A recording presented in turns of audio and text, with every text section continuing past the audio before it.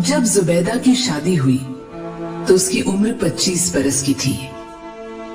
उसके माँ बाप तो ये चाहते थे कि 17 बरस के होते ही उसका ब्याह हो जाए, मगर कोई मुनासिब रिश्ता मिलता ही नहीं था। अगर किसी जगह बात तय हो जाती तो कोई ऐसी मुश्किल पैदा हो जाती कि रिश्ता मुमकिन न हो पाता। आखिर जब जुबैदा 25 बरस की हो गई तो उसके बाप ने एक ऐसे इंसान से उसकी शादी कर दी जिसकी बीवी अल्लाह को प्यारी हो चुकी थी। उसकी उम्र 35 बरस के करीब थी, या शायद इससे भी ज्यादा हो। साहिबे रोजगार था, हर दिन आमदनी आ जाती थी। मार्केट में कपड़े की थोक फरोशी की दुकान थी, हर महीने 500-600 रुपए कमा लेता था। जुबैदा बड़ी बात मानने वाली लड़की थी।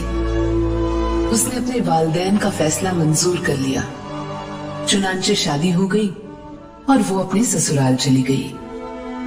उसका शौहर, जिसका नाम इल्मुद्दीन था, बहुत शरीफ और मोहब्बत करने वाला साबित हुआ। वो जुबैदा के हर आराम का ख्याल रखता। कपड़ों की कोई कमी नहीं थी, हालांकि दूसरे लोग उनके लिए तरसते थे।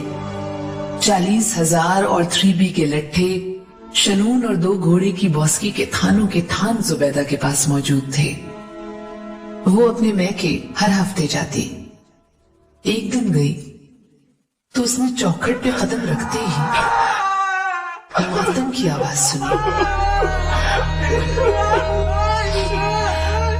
कोई ऐसे रो रहा था जैसे अंदर कोई मर गया हो। अंदर गई तो उसे मालूम हुआ कि उसका बाप अचानक दिल की हरकत बंद हो जाने की वजह से खत्म हो गया था।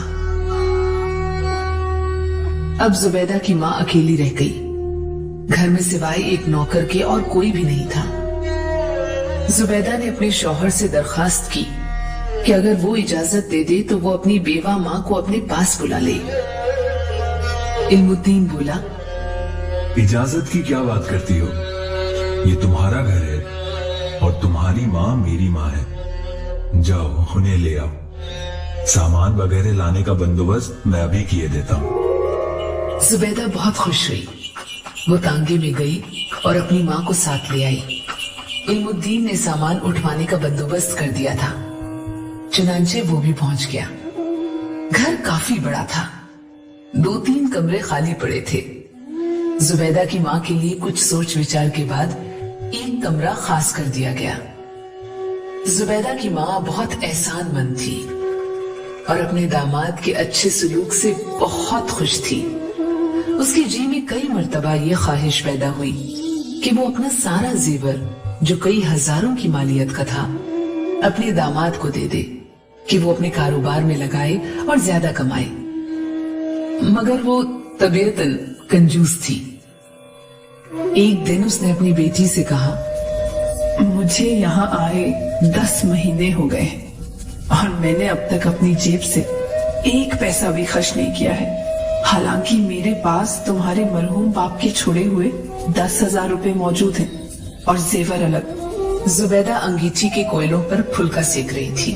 माँ, तुम भी कैसी बातें करती हो? कैसी वैसी बातें जाने दो।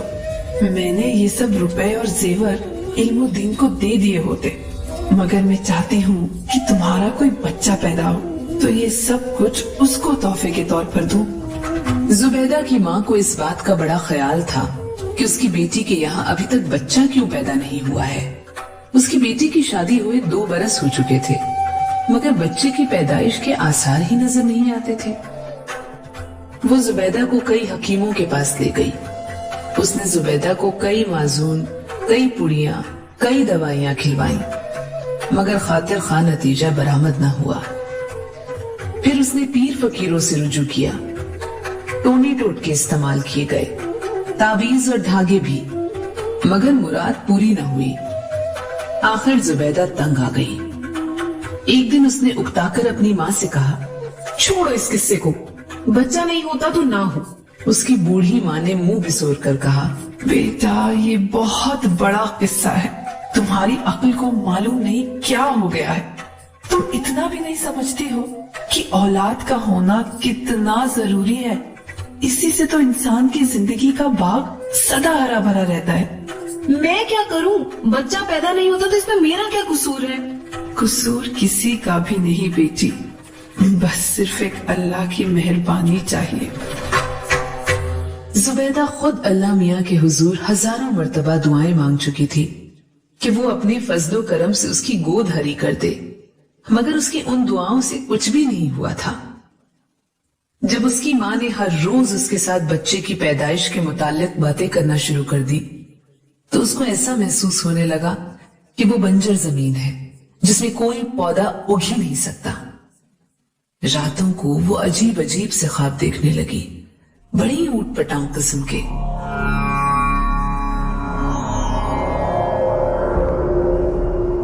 कभी वो देखती कि वो एक विशाल रेगिस्तान में खड़ी है और उसकी गोद में एक गुल गोथना सा बच्चा है जिसे वो हवा में इतने जोर से उछालती है कि वो आसमान तक पहुंचकर गायब हो जाता है।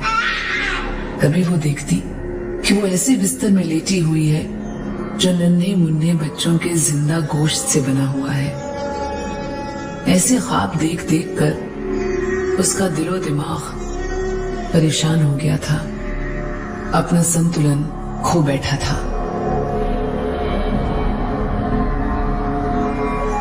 एक दिन बैठे बैठे उसके कानों में किसी बच्चे के रोने की आवाज आई।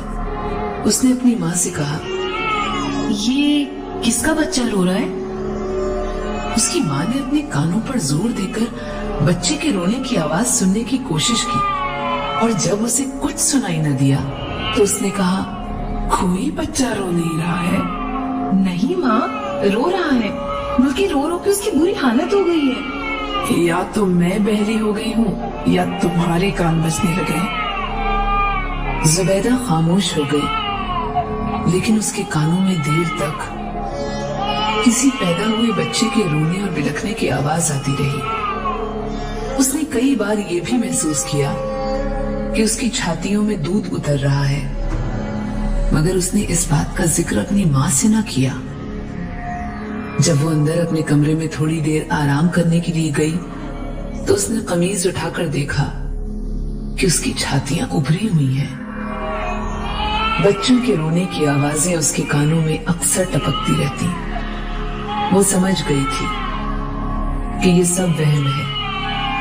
हकीकत सिर्फ ये है कि उसके दिलो दिमाग पर हर वक्त हथौड़े पड़ते रहते हैं कि उसके बच्चा क्यों नहीं होता, और वो खुद भी बड़ी शिद्दत से वो खालीपन महसूस करती है जो किसी ब्याही औरत की जिंदगी में नहीं होना चाहिए। वो बहुत उदास रहने लगी। मोहल्ले में बच्चे शोर मचाते तो उसके कान फटने लगते और उसका जी चाहता कि बाहर निकलकर उन सबका गला घोंट डाले। उसके शौहर इल्मुद्दीन को औलाद वौलाद की कोई फिक्र नहीं थी, तो वो अपने व्यापार में मगन था। कपड़े के भाव रोज बरोज चढ़ रहे थे। आदमी चूंकि होशियार था, इसलिए उसने कपड़े का काफी जखीरा जमा कर रखा था। उसकी महीना आमदन पहले से दोगुना हो गई थी। शौहर की आमदनी बढ़ने पर जुबैदा को कोई खुशी हासिल नहीं हुई। जब उसका शौहर उसको नोटों की गड्डी देता तो वो उसे अपनी झोली में डालकर देर तक लोरी देती रहती, फिर वो उसे उठाकर किसी ख्याली झूलने में बिठा देती। एक दिन इल्मुद्दीन ने देखा कि वो नोट जो उसने अपनी बीवी को लाकर दिए थे दूध की पतीली में पड़े हुए हैं। वो बहुत हैरान हुआ कि वो वहां कैसे पहुंच गए। उसने जुबैदा से पूछा, ये नोट दूध की पतीली में किसने डाले हैं? बच्चे बड़े शैतान हैं, ये हरकत उन्हीं ने की होगी। लेकिन यहाँ बच्चे कहाँ हैं? आप भी कैसी बातें करते हैं? क्या हमारे यहाँ बच्चे नहीं हैं? अभी स्कूल से वापस आते होंगे, उनसे पूछूंगी कि ये हरकत किसने की है। इल्मुद्दीन समझ गया कि उसकी बीवी के दिमाग की हालत ठीक नहीं, लेकिन उसने अपनी सास से इस बात का जिक्र न किया कि वो समझता था वो बहुत कमजोर औरत है। वो दिल ही दिल में जुबैदा की दिमागी हालत पर अफसोस करता रहा, मगर उसका इलाज उसके बस में नहीं था। उसने अपने कई दोस्तों से मशवरा किया। उनमें से चंद ने उससे कहा कि वो जुबैदा को पागल खाने में दाखिल करा दे, मगर पागल खाने के ख्याल ही से उसे वहशत होती थी। उसने दुकान पर जाना छोड़ दिया। वो सारा वक्त घर रहता और जुबैदा की देखभाल करता। उसको ये डर भी रहता कि कहीं किसी रोज वो कोई खतरनाक हरकत न कर बैठे। इल्मुद्दीन के घर पर हर वक्त मौजूद रहने से जुबैदा की हालत किसी कदर दुरुस्त हो गई, लेकिन उसको इस बात की बहुत फिक्र थी कि दुकान का कारोबार कौन चला रहा है और कहीं वो आदमी जो कारोबार चला रहा है धोखा तो नहीं कर रहा। उसने कई मर्तबा अपने शौहर से कहा, तुम दुकान पर क्यों नहीं जाते? जानम, मैं काम करते करते थक गया हूँ, अब थोड़े दिन आराम करना चाहता हूँ। मगर दुकान किसके सुपुर्द है? नौकर है, वो सब काम करता है। वो ईमानदार तो है ना? हाँ हाँ, बहुत ईमानदार है, दमड़ी दमड़ी का हिसाब देता है। तुम क्यों फिक्र करती हो? मुझे क्यों फिक्र ना होगी? बाल बच्चेदार हूँ, मुझे अपना तो कुछ ख्याल नहीं, लेकिन उनका तो है। अगर आपका नौकर आपका रुपया मार ले गया तो ये समझे कि बच्चों का। जुबैदा, उनका अल्लाह मालिक है। वैसे मेरा नौकर बहुत वफादार और ईमानदार है, तुम्हें फिक्र नहीं करनी चाहिए। मुझे अपनी तो कोई फिक्र नहीं, लेकिन माँ को अपनी औलाद के बारे में तो सोचना पड़ता है ना। इल्मुद्दीन की आंखों में आंसू आ गए। इल्मुद्दीन परेशान था कि क्या करे। जुबैदा सारा दिन अपने ख्याली बच्चों के कपड़े सीती रहती, उनके लिए ऊनी स्वेटर बुनती रहती, उनकी जुराबें धोती रहती। कई बार उसने अपने शौहर से कहकर अलग अलग साइज की छोटी छोटी सैंडलें मंगवाई, जिनको वो हर सुबह पॉलिश करती। इल्मुद्दीन सब कुछ देखता और उसका दिल रोने लगता। वो सोचता कि शायद उसको उसके गुनाहों की सजा मिल रही है। उसके गुनाह क्या थे, इसका इल्म उसको नहीं था। एक दिन इल्मुद्दीन का एक दोस्त उससे मिला। उसका दोस्त बहुत परेशान था। इल्मुद्दीन ने अपने दोस्त से उसकी परेशानी की वजह पूछी तो उसने बताया कि उसका एक लड़की से प्रेम संबंध हो गया था और अब वो गर्भवती हो गई है। बच्चे को कोख में ही खत्म करने के तमाम जरिए इस्तेमाल किए गए हैं, मगर कामयाबी नहीं हुई है। इल्मुद्दीन ने कहा, देखो, अबॉर्शन की कोशिश ना करो, बच्चा पैदा होने दो। उसके दोस्त ने, जिसे होने वाले बच्चे से कोई दिलचस्पी नहीं थी, कहा, मैं बच्चे का क्या करूंगा? तुम मुझे दे देना। बच्चा पैदा होने में अभी कुछ दिन थे। इस दौरान में इल्मुद्दीन ने अपनी बीवी जुबैदा को यकीन दिलाया कि वो गर्भवती है और 1 महीने के बाद उसके बच्चा पैदा हो जाएगा। जुबैदा बार बार कहती, मुझे अब ज्यादा औलाद नहीं चाहिए, पहले ही क्या कम है? इल्मुद्दीन खामोश रहता। उसके दोस्त की प्रेमिका के लड़का पैदा हुआ तो उसने उसे जुबैदा के पास लिटा दिया जो सो रही थी, और फिर उसे जगा कर कहा, जुबैदा, तुम कब तक बेहोश पड़ी रहोगी? देखो, तुम्हारे पहलू में क्या है? जुबैदा ने करवट ली और देखा कि उसके साथ एक नन्हा मुन्ना बच्चा लेटा हाथ पांव मार रहा है। इल्मुद्दीन ने कहा, लड़का है, अब खुदा के फजलो करम से हमारे 5 बच्चे हो गए हैं। ये लड़का कब पैदा हुआ? सुबह 7 बजे।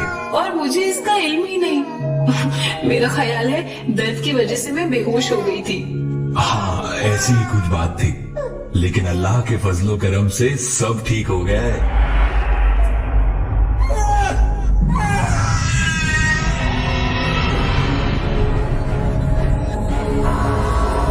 दूसरे रोज सुबह सवेरे जब इल्मुद्दीन की आंख खुली तो उसने देखा कि जुबैदा लहूलुहान है। उसके हाथ में इल्मुद्दीन का कट थ्रोट उस्तरा है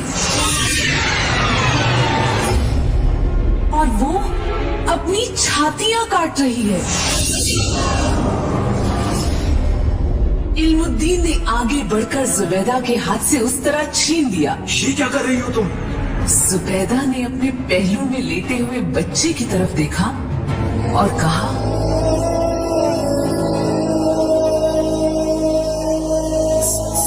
सारी रात में लगता रहा, लेकिन मेरी छातियों में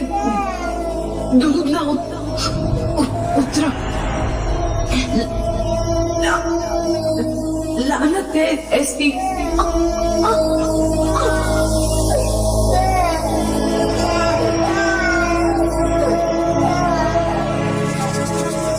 इससे आगे वो और कुछ न कह सकी। खून से लुथड़ी हुई एक उंगली उसने बच्चे के मुंह के साथ लगाई और हमेशा की नींद सो गई।